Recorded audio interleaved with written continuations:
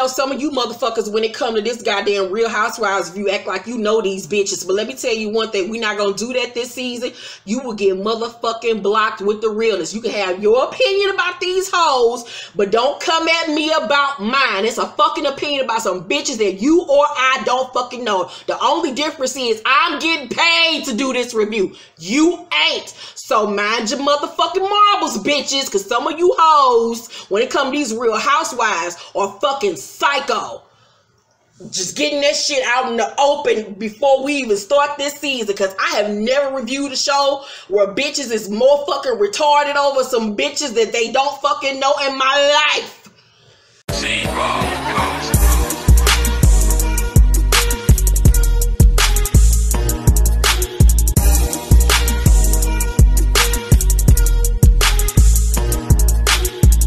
And this be your boy Scott by Nature TV, and we are here for our very first review of the season for Real Housewives of Potomac season 6 episode 1. I don't need to do no more disclaimers because there was already a disclaimer at the very beginning of this video before you even heard my theme music, okay? Because Color Me Pink already did it for me, so I don't have to say anything. All I'm going to say is this right here. I'm not going to go back and forth in the comments this season. I'm not going to be doing none of that this season, okay? We are going to have a peaceful season, period. If you agree, that's fine. If you don't, that's cool. We ain't doing it this season. Last season was miserable. It was hard to review this show, but I'm going to have me a good time reviewing this show this time. Now, I'm still kind of sick, but I was not going to do I was not going to go through this first episode without giving y'all a review. I'm much better than I was when I did my encore video. I just didn't do not the Housewives. I just did not do Growing Up Hip Hop because I just wasn't feeling it. But right now I got a cough. But I'm going to try not to cough too much in this video. If I do, I'll just edit it out if I can. But let's get right on into it. Now, Wendy is feeling herself. She got this sophomore season glow about herself. She already on the come up, already on the glow up. She already letting y'all know that she's not here to play with the girls this season. You guys already know that I gave Fuffle a hard time last year because she annoyed me. Because all she talked about was her 4 degrees all the time, and I used to feel like she was using those 4 degrees as a weapon to try to make other people feel, you know, inadequate because she has 4 degrees and they don't. You know, I don't like people that like to throw their education in people's face. So that's what I thought of her, but I don't know. This whole episode, she have a whole different vibe about her. Even when she was up here doing a little silhouette challenge, and I just looked and I'm noticing that she got like a little frame on her that I didn't notice before. I said, she got these little Bravo checks and now she's upgrading herself, which is cool because I upgraded myself last year, so it ain't nothing wrong with upgrading yourself just a little bit for your own liking, okay? But she did that because she got something coming up called the Nude Interlude, okay? And she's here to introduce two new people in her world. So you're going to get my drift when it come down to it towards the end. So Ashley and Michael, they're still here, still together. He's still getting her pregnant. She still is trying to make things work out with this relationship when it's really nothing left of it. I mean, he assaulted someone sexually more than once and you're still with him. Honestly, y'all, I really ain't got nothing to say about Ashley and her husband and her 30-year-old son. I really ain't got much to say about them, to be honest. But you know, it is what it is, child. Like, whatever. Now we get into Candace. Now Candace done finally got out of her mama house. Praise the Lord for that. You know, I'm not one to judge because I'm at home with mine, so I'm not here to judge. However, she out her mama house, got her a $1.1 million home, and she's ready to show that shit off, okay? Now, she invites the Jolly Green Giant, what's her name? Gizzard, over to her house. Gizzard, aka Giselle Bryant. You know, Candace done leveled up and got her a house. There's shit's all over Giselle's house, and Giselle comes over so she can get the tour. And you know, Candace is giving her this tour around the house, you know, showing us how she done glowed up and all of this other stuff. She even got her bonus kids with her. That's what she calls them, her bonus kids, which is her husband's kids. You know, he got 3 kids from 2 different relationships before Candace or whatnot. So they're there and she just showing them around. Even showed Gizzard the room that Dorothy sleeps in when she comes over. She got a whole damn thing, whole damn paper cutting of her sitting right next to the bed.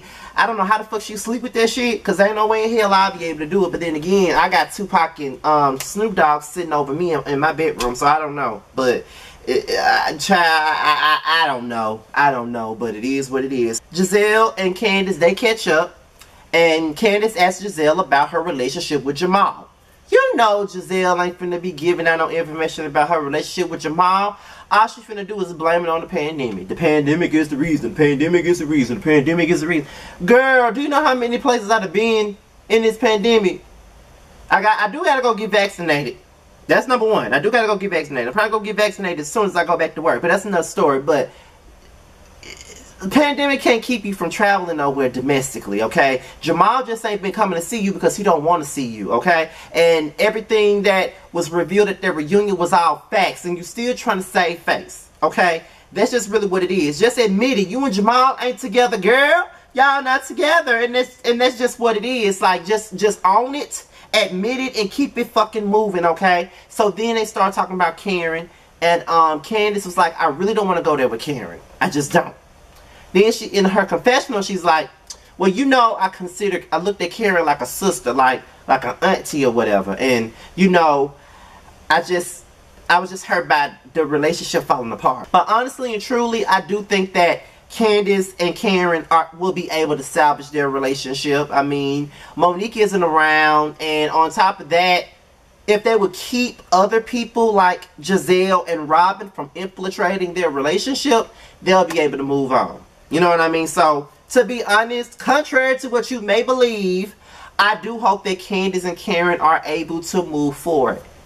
That's what I'm thinking. That's what I'm hoping, because that was a genuine friendship. You know what I mean? I just hate that it went up the flames the way that it did last season. But you know, it is what it is. But you know, Giselle said F Karen and everything that she stands for and everything that she sees. So then we go over to Karen and Ray's house. Now, as we already know, it's Karen and Ray's 25th anniversary. You know, Ray, you know, blurted it out at the reunion that there may be another wedding besides, you know, Juan and Robin's wedding. And they're going to celebrate their 25th anniversary, and they're talking about this wedding that they got coming up. You know, Karen is all about being over the top with this wedding and all of this other stuff. So now it becomes like a situation where Karen and Giselle are talking about each other. Now, Giselle's saying that Karen has been spreading lies and talking about her family for the last year. And she's going to tell all of Karen's business because of the shit that Karen has said about her and her family and her kids. And she said that her and Karen have been friends for over 10 years.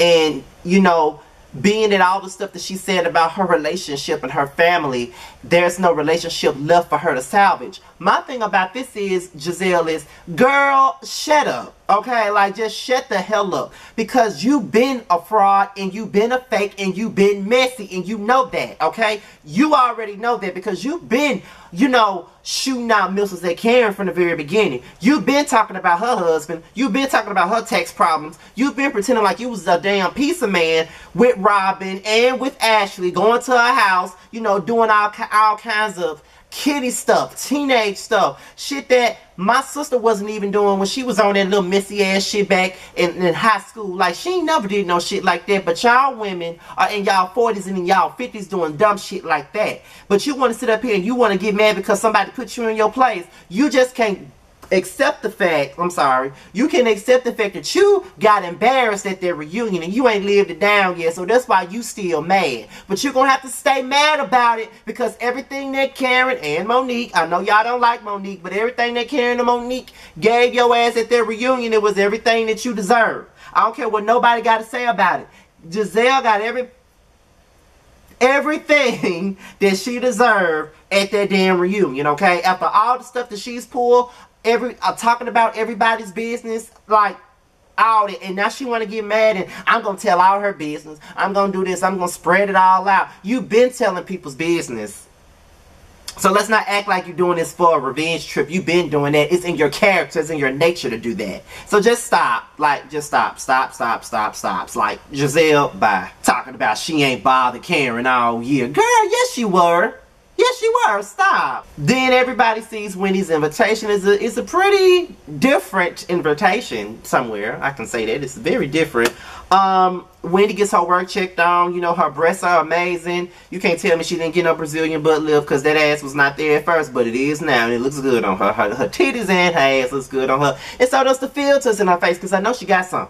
I know she got some, and she can't hide it. Nonetheless, she looks goddamn good, I can tell you that much. All I gotta say about Warren and Robin is this. Robin talking about a wedding is at the bottom of their list. You only got engaged to Warren so you can keep your spot on this show. And now that you done kept this spot on the show, y'all right back to square one, which is never get married. So we're not gonna stay on this. Fuck Robin. All the ladies get ready for the nude interlude, okay? The nude interlude. And she got titty cakes.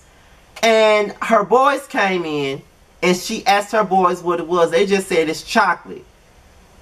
I cringed just a little bit when she gave her boys them titty cakes. Because I just knew they was going to call it. I knew they was going to say, it's a titty. I just knew they was going to say that, but they didn't. I bet that's what they wanted to say, though. I bet that's what they wanted to say, but they knew not to say that shit. But they didn't say it, but I know that's what they wanted to say. You can't tell me that's not what they wanted to say. But however, they didn't say nothing about it being a titty cake, even though that's what it was, you know, whatever. And so, Giselle arrives looking like a latex condom, and she sits on the couch, and then Robin comes in looking like her regular old self, and then they skip to the loo, to the kitchen, and see that there's arranged seating. They see someone named Mia on the table. They don't know who it is. Then we go over here to Karen and Mia. So Karen and this new girl Mia, they get ready to go to the nude experience, or the nude interlude. And they start talking about Wendy. Now, you know, this is Karen's first time going to Wendy's house. You know, her and Wendy really didn't get off on the right foot last year. But Karen had a conversation with Wendy, and they ironed things out and all of that stuff, which I wish we would have saw the conversation. But you know how Bravo is. We didn't see the whole conversation. They just edited it out. And then, you know, they just, you know, she was just saying, like, you know, I think Wendy would be, you know, cool. We're both going to be getting to know Wendy at the same time, because I still don't know her like that. Then, you know, Wendy tells Giselle and Robin that Candace ain't coming. Robin feels like Candace ain't coming because of Karen. Then we get back into Karen, and she discussed her relationship with Candace, and, you know, she said that she wants to see Candace. She wants to know how she's been doing. You know, they have gone through a lot of things and stuff like that, but she just want to make sure that she's okay. Then she started talking about Giselle. She was saying talking about her mean girl antics to the new girls, but she don't know how Giselle is going to, you know, accept her or embrace her. But she did embrace Wendy. So then Karen and Mia arrived at the last two to come in. You know, they greet everybody. Giselle feels like Karen owes her an apology, but she don't owe her a goddamn thing. Nobody owes Giselle no fucking apology. If anything, Giselle should be apologizing to everybody at their house, but she ain't. Okay, so she can go somewhere and sit the fuck down thinking that she's deserving of an apology. Girl, bye. Then Mia introduces herself. She don't even know basic math. She said that her husband was 38 years older than her, but he really 32 years older than her, and I'm like, okay. Then Wendy was trying to tell her story about, you know, her new friends, and it was all long-winded to the point to where Ashley had to go to the bathroom yet again and walk out. Then she finally released it, and it was Happy and Ness talking about her titties, and everybody is happy for it. Robin said that she believes she got more work done, but Wendy ain't revealing it. But Wendy said on Twitter that she did reveal it, but they just edited it out. So,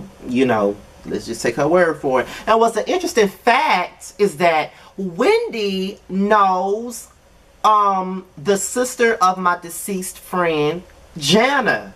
Now, I know you guys heard me talk about Jana before. She was much younger than me, but she went to the same church as me back in the Gap. Our mothers know each other. Our whole family went to the same church, and I just so happened to be looking on Wakenya's, because that's her name, Wakenya's page, and I saw that Wakenya was moving from Maryland, moving from DC back to Mississippi, and I saw Wendy comment saying, "Congrats, sis," and I saw that they were following each other. I'm like, oh, so she knows Wakenya. Okay, you know, I thought that was I thought that was crazy. Just had to throw that out there, but you know, whatever. So yeah, so Wendy shades Mia when she asked her What else have you had done? Because it looked like you had a lot of stuff done. And then Mia goes down the list of everything that she didn't have done. I mean, I ain't surprised. She looked like a walking damn surgery table. Anyway, okay, I'm not trying to be mean. I'm just saying she looked like she didn't have the shit done. She said she even got a coochie done. That's a whole lot to know, but it is what it is.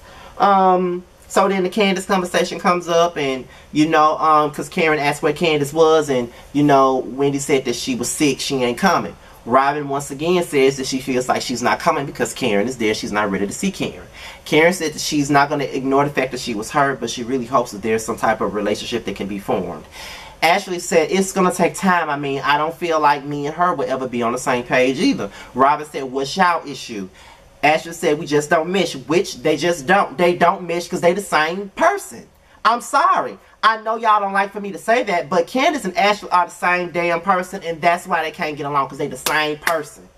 The same person. Period. The same person. So then, you know, Wendy said that she wants to see the group come together and be okay as a whole.